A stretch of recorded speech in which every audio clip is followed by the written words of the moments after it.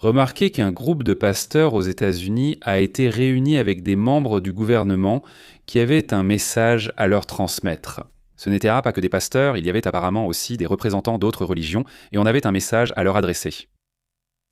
Récemment divulgué par divers médias, ce sujet a été confirmé par certains pasteurs qui attestent que la réunion a bien eu lieu. L'idée était la suivante. Préparez vos fidèles, vos communautés religieuses pour qu'ils comprennent, car nous allons commencer à révéler des sujets qui concernent la vie. Pas intelligente, pas humaine, mais intelligente, pas humaine, ce n'est peut-être pas de la vie, peut-être extraterrestre ou je ne sais pas, mais quelque chose comme ça. Un groupe de pasteurs et de religieux de différents domaines a affirmé avoir participé à des réunions secrètes liées à la divulgation d'informations sur les ovnis, ce qui commence déjà à susciter des réactions. Une série de polémiques et de témoignages provenant de cette réunion affirment avoir vu des images de prétendus êtres, certains d'entre eux étant même des êtres translucides. La description a provoqué une certaine crainte, même parmi les participants eux-mêmes. Parmi les chefs religieux, ils ne décrivent pas seulement des phénomènes étranges, mais avertissent aussi que ce qui a été vu pourrait être lié à des prophéties qu'ils interprètent selon leur point de vue religieux, que ce soit biblique ou issu d'une autre religion, d'un autre livre. Cela découle d'une décision prise par Donald Trump lorsqu'il a publié le premier lot de dossiers classifiés sur les objets volants non identifiés le 8 mai dernier. Nous sommes déjà le 15 et on parle encore du fait que la déclassification ne fait que commencer. Ces documents incluront à l'avenir davantage d'objets volants non identifiés, et ils pourraient aussi mentionner de possibles êtres non humains. La fuite a eu lieu. Que savons-nous déjà ? La fuite des 162 documents crée une division entre sceptiques, croyants et experts scientifiques qui affirment que les informations révélées ne suffisent pas à une confirmation officielle de la nature extraterrestre des phénomènes, ou d'une autre nature, d'un autre type. Autrement dit, il n'y a pas de clarté. Malgré les messages qui ont été donnés, les controverses et les tensions qu'il y a eu autour de ces cas, ils disent que ces objets sont extraordinaires, mais ce ne sont pas encore la preuve définitive, qu'ils appartiennent à un type d'entités qui ne sont pas humaines. Des secteurs religieux commencent à commenter et à se demander si ces phénomènes pourraient être interprétés comme des manifestations spirituelles ou des signes apocalyptiques. Il y a vraiment de tout. Les visions sont très variées. C'est-à-dire, il y a des opinions très extrêmes, n'est-ce pas ? Et d'autres visions plus ouvertes pour essayer de comprendre cela, non ? Il y en a même qui disent que c'est peut-être une tromperie. Comme ça, tout simplement.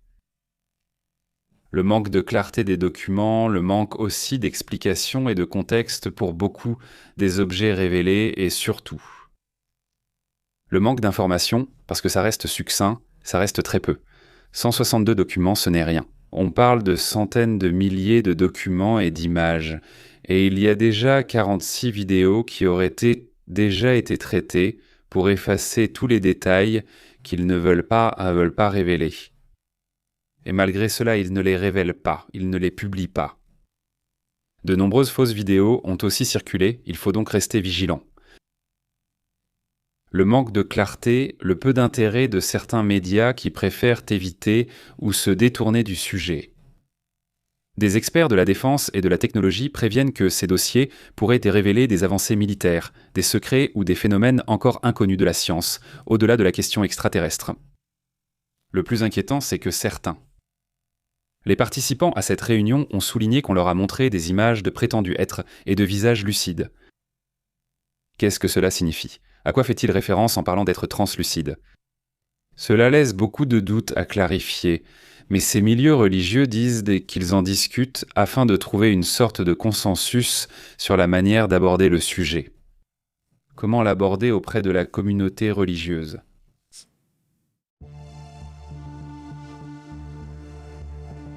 En attendant, Donald Trump réagit par un avertissement fort à l'égard de l'Iran, dans lequel il fait pression pour un accord en plein blocus. En gros, ce n'est plus vraiment de la pression. C'est carrément leur dire que leurs jours sont comptés. Soit la guerre commence, soit ils trouvent un accord. Le président des États-Unis a lancé un avertissement direct, un autre ultimatum. Sa patience envers l'Iran touche à sa fin et il accentue la pression internationale. Il insinue qu'il a déjà une sorte d'aval de l'Iran, que celui-ci ne veut pas non plus d'armes nucléaires, et que d'un autre côté, il ne veut pas non plus étendre la guerre. L'Iran a partiellement restreint le transit maritime en réponse aux attaques précédentes des États-Unis et d'Israël, et a complètement bouleversé le flux énergétique commercial mondial. Et les États-Unis ont également bloqué les Iraniens, donc c'est un blocus après l'autre, difficile à briser. Et Donald Trump affirme que Xi Jinping a promis de ne pas fournir d'équipements militaires à l'Iran. Donc, ils s'accordent avec la Chine pour que celle-ci ne soutienne plus les Iraniens. N'est-ce pas ? Et en même temps, il parvient à ce que Xi Jinping dise de sa propre bouche « Écoutez, nous non plus, nous ne voulons pas que l'Iran ait des armes nucléaires. » Et si cela reste ainsi, je pense que ce point serait important pour une négociation rapide. Pourquoi ? Parce que l'Iran, enfin, il entretient des relations amicales avec la Chine, mais la Chine n'acceptera pas toutes ces conditions. C'est pourquoi il peut y avoir un tournant intéressant sur ce sujet. Au fait, regardez ce qui se passe à Cuba. Ils assurent que Donald Trump est en train de revenir de Cuba, des États-Unis, de Chine, et il a déjà commencé à parler de Cuba. Il était à peine dans l'avion. Le président des États-Unis affirme qu'il y aura ou qu'il y a déjà une profonde crise sur l'île. Il dit cela à bord de l'Air Force One pendant son retour de Chine à Washington et il propose à la Havane une aide de 100 millions de dollars. Si la dictature, disons, procède déjà à des ajustements ou à des changements profonds à Cuba. Le président a évité de se prononcer sur d'autres sujets, mais dans ce sens, il assure que le département de la justice s'en occupe, qu'il est sur le dossier, évidemment, avec le département d'État. Donald Trump a souligné devant les journalistes à bord de l'Air Force One, lors de son retour aux États-Unis, qu'en revenant de Chine, il a dit que les Cubains ont besoin d'aide, et que, cela devra se faire par le biais d'un accord avec le régime. Et regardez, voilà à quoi ressemblait le départ. Donald Trump, voyons si on peut le mettre ici. Voilà à quoi ressemblait le départ de Donald Trump, où l'on voyait déjà sa sortie. De Chine, il ne prenait pas l'avion. C'était très curieux. Voyez ce qui s'est passé. Allons-y. Donald Trump lors de ce départ, à ce moment où il montait à bord de l'Air Force One en Chine. Il part maintenant de Chine vers les États-Unis. Tout ce qu'ils ont fait en Chine. Et Ils l'ont fait avec des téléphones portables. Avec des opérateurs chinois, n'est-ce pas ? Tous les téléphones portables sont jetables. Donc tous les téléphones portables qu'ils ont utilisés pour communiquer. Ils les ont jetés à la poubelle, c'est-à-dire ils ont pris un sac. Certains les ont mis dans un coffre-fort. C'est comme un réseau de type Faraday, pour qu'il n'y ait aucun signal qui interfère avec ceux-ci. Les téléphones portables et tous les prospectus, documents, tout ce que la Chine lui a donné sur papier. Tout. Ils l'ont mis dans un sac poubelle, et ils l'ont jeté. D'après les rapports, en raison de graves préoccupations en matière de cybersécurité, toute la délégation américaine a utilisé uniquement des téléphones jetables. Leurs appareils personnels ont également été conservés dans l'avion, dans des sacs de Faraday qui bloquent tous les signaux. Mais bon, ce sont des mesures extrêmes si tu veux. Mais c'est comme ça dans ces pays, dans ces grandes puissances. Ils se saluent, ils se font une accolade, mais ils n'ont absolument aucune confiance l'un envers l'autre. Oui, alors regardez à quel point, juste pour qu'on comprenne le niveau. Par exemple, là où Xi Jinping voyage, aux endroits où Xi Jinping va, et certains dirigeants font de même. Même les toilettes, c'est-à-dire ce qu'ils font aux toilettes. Ils le mettent dans une sorte de sac et l'emportent avec eux dans leur pays.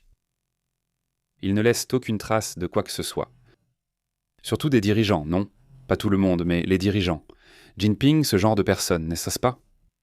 Pourquoi ? Parce que si, tout à coup, les services stockeurs de renseignement de l'autre pays qu'ils visitent obtiennent leurs excréments, leurs urines, etc., ils pourront savoir s'ils prennent un certain type de drogue, s'ils prennent un certain type de médicament, s'ils sont malades de quelque chose. C'est-à-dire qu'ils pourraient avoir des informations cruciales pour comprendre l'autre personne. Donc les services de renseignement font des choses extraordinaires.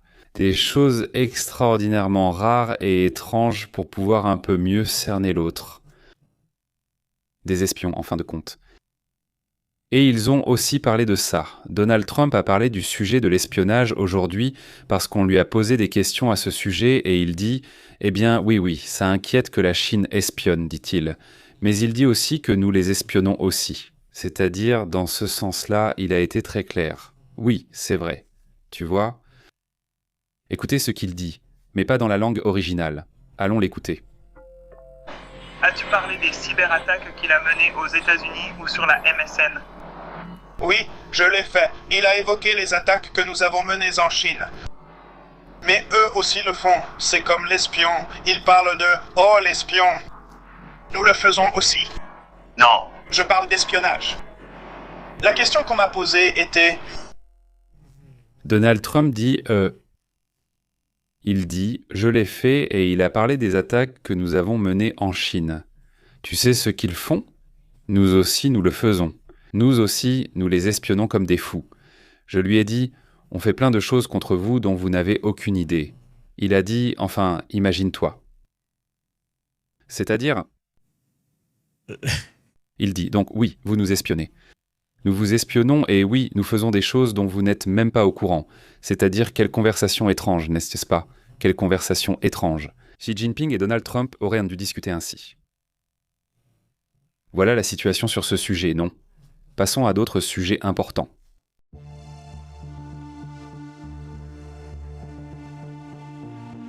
Voyez-vous, Keiko Fujimori et Roberto Sanchez sont ceux qui vont se disputer le second tour de la présidentielle. Cela se passe là-bas au Pérou. D'après ce que l'on sait, 100% du dépouillement électoral est déjà terminé, n'est-ce pas? Et donc, il a déjà été déterminé que le candidat de Juntos por Perú a obtenu 21 000 voix de plus que le troisième, qui est Rafael López Aliaga de Renovación Popular. Donc, Keiko Fujimori a obtenu la première place. Elle a remporté le premier tour des élections présidentielles avec 2,8 millions de voix. Exactement. Cela fait 2 877 000 voix, ce qui équivaut à 17,8%, 17,8% des suffrages. Et la candidate de Force Populaire disputera le second tour le 7 juin contre Roberto Sanchez. C'est lui qui représente Juntos por el Perú. Le 7 juin, ça arrive très vite. Moins d'un mois. Les élections approchent déjà pour savoir qui sera le président du Pérou. Voyons combien ce président du Pérou va nuire. Mais bon, c'est comme ça, c'est resté comme ça.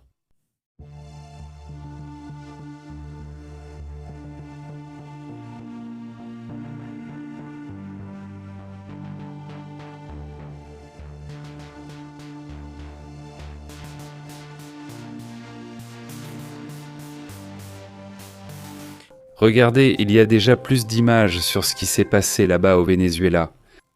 Voici les images du moment où une raffinerie a pris feu après une explosion au Venezuela. Selon les rapports, une forte détonation a été entendue. On a ensuite appris qu'il s'agissait d'une explosion suivie d'un incendie à l'usine La Margas, spécialisée dans l'exploitation du pétrole brut dans l'état de Zulia. Selon les premiers rapports, plusieurs personnes ont été blessées lors de l'incident. Et au moins un travailleur serait porté disparu jusqu'à présent. C'est aussi très grave. Voici d'autres images de cette raffinerie à ce moment si difficile. Bon, l'équipe, nous vous donnerons plus de détails au fur et à mesure que nous aurons plus d'informations. Au fait, je salue la communauté vénézuélienne. C'est une nouvelle énorme sur ce sujet. Eh bien, l'explosion a été causée par une erreur. C'était un manque de précaution ou quelque chose comme ça. Le point, c'est qu'il y a une explosion à un moment de crise énergétique mondiale, n'est-ce pas? Je pense que cela donne aussi une gravité encore plus grande à ce sujet. Ce n'est pas le cas là-bas, selon la façon dont ça se passe. Cela dépend du Venezuela. Passons à d'autres sujets. Ce qui se passe dans le monde est aussi intéressant.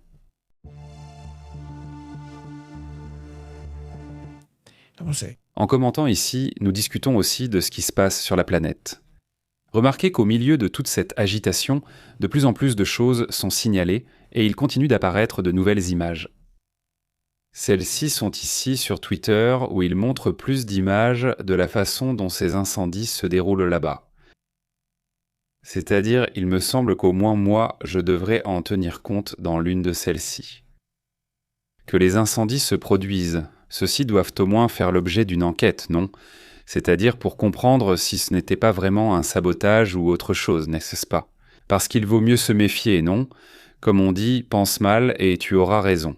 Oui, parfois je pense que dans ce genre de situation en ce moment, tout ce qui concerne le pétrole, le gaz, etc., quand ça explose, quand ça prend feu en ce moment, pour moi, il faut au moins enquêter un peu, non ? Donc voilà où on en est, non ? Bon, il dit « Je peux avoir des antibiotiques et des médicaments de votre produit ?» De quoi tu parles ? Hein ? Mandalorien, comment tu vas ? Il dit « Et qu'est-ce que tu veux dire ? Qu'il y a peu de vidéos ? Il demande de quoi ? De quoi ? De quoi ? Ils sont encore là ? S'il y en a peu, je ne me plains pas. Tout le monde se plaint de ça. Enfin non, ce n'est pas moi qui me plains. Oui, il en manque beaucoup, c'est ce qu'ont dit les membres du Congrès des États-Unis, Tim Burchett, non ? C'est-à-dire Tim Burchett, Annapaula Luna et tous ces membres du Congrès qui ont cherché à divulguer les dossiers WAPS, les dossiers OVNI. Eh bien, ce qu'ils disent, c'est « Écoute, il y a très peu de vidéos officielles du Pentagone, etc., qu'ils n'ont pas voulu révéler. » C'est-à-dire, ils en ont publié quelques-uns, 28, il en manque 46 qu'ils n'ont pas encore voulu révéler.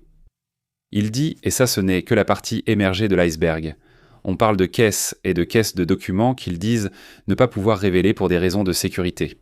C'est ce que disait le même Avi Loeb, cet astrophysicien de Harvard, qui disait « Regardez, parce qu'il est ouvert au sujet des ovnis, au sujet des aliens, tout ça ». C'est-à-dire, il est ouvert à ça, mais en même temps, il dit qu'il sait que certaines choses ne peuvent pas être révélées. Parce que quand tu vois les images, tu identifies ce que tu as. Ils ont certains types de filtres et de technologies que, en théorie, les États-Unis veulent tout garder secret. Ou ils sont dans des zones où ils ne devraient pas se trouver, par exemple. Alors, ce qu'ils font, c'est ne pas révéler, parce que ça, ils ne vont vraiment pas le révéler. Si tu remarques, c'est presque toutes les vidéos sont coupées, parce qu'ils ne veulent pas qu'on sache exactement où ça se passe. Non, ça. Bon, c'est aussi une partie importante de ce qui se passe, mais restons attentifs parce que Tim bullshit, hein. La même Paulina Luna, le contre-amiral que nous avons montré il y a un instant, eh bien, ils insistent sur le fait qu'ils vont promouvoir et chercher à faire en sorte que tout soit connu et que tout soit divulgué autant que possible, tant que la sécurité nationale n'est pas mise en danger. Alors c'est ça. Ça va être le sujet, non ? Je veux dire, ça va être le sujet du mois si on y parvient, surtout si une divulgation à grande échelle a lieu, n'est-ce pas ? Dans laquelle au moins ceux-là, ceux qui ont déjà été examinés, ceux que le Congrès a déjà donnés et approuvés. Ils peuvent être divulgués, parce qu'en théorie, c'est déjà prêt, c'est-à-dire qu'il ne reste plus qu'à prendre la décision, et cela n'a pas été fait parce qu'il y a des pressions pour que ça ne le soit pas. Alors bon, ça aussi ce sera super intéressant. Passons à d'autres sujets. Aujourd'hui, c'est attendu aujourd'hui. Aujourd'hui, c'est le week-end. Tous les vendredis, il y a beaucoup de pression sur la question de ce qui se passe en Iran, parce que le pétrole augmente au maximum. Ils font monter les prix autant qu'ils peuvent. Là, le marché du pétrole doit déjà avoir clôturé. Ou voyons quelle heure il est à Washington, à New York, maintenant à New York. Voyons, non, il n'a pas encore clôturé, le prix du pétrole est sur le point de le faire.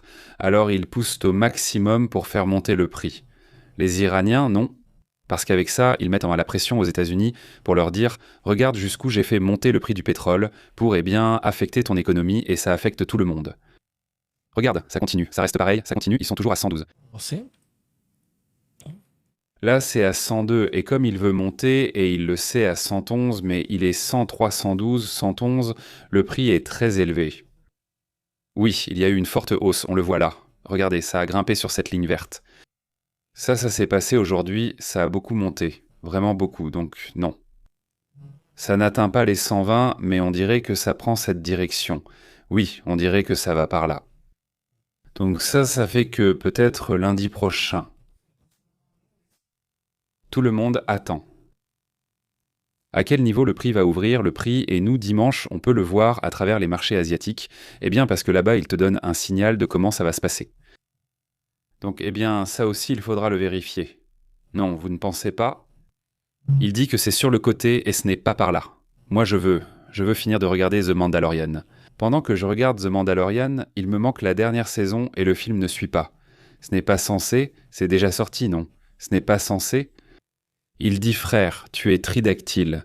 Il dit qu'au Pérou, Jaime Maussan, il parle de Sals aujourd'hui, Mantilla to cold hard. Il dit salutations. Comment va Mercedes? Comment ça va? Salut Marcelo, salut Armando, comment ça va? Un grand bonjour à toute la communauté qui nous regarde aussi en différé. Merci beaucoup. Bon, on vous tient au courant tout à l'heure. Nous revenons avec d'autres détails. Merci beaucoup de nous avoir accompagnés. À bientôt.